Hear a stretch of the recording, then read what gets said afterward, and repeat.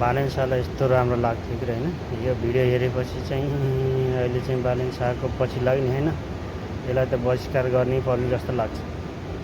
जेएनजीको आन्दोलनको बेलामा नेपालको सम्पत्ति डढाउने र आगो लगाउनु पर्छ भनेर चाहिँ यही रहेछ एजेन्डाको पाहो है। यो हेरेर कमेन्ट गरिदिनु है त सबैले के छ हजुरको राय सुझाव काका हान्दिनु है को भन्ने कुरा आयो नि त फेरि। अब हामीले यस्तो गऱ्यौँ अब लिडर को हो भन्ने कुरा आयो कि होइन। नेतृत्व कसले गर्ने अब बालेन शाह नै हो।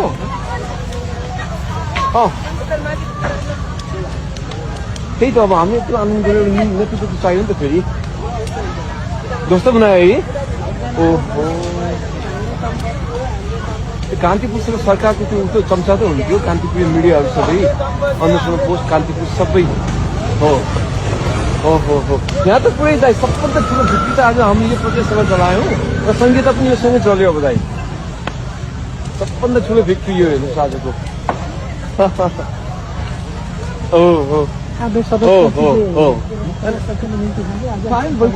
पार्लामेन्ट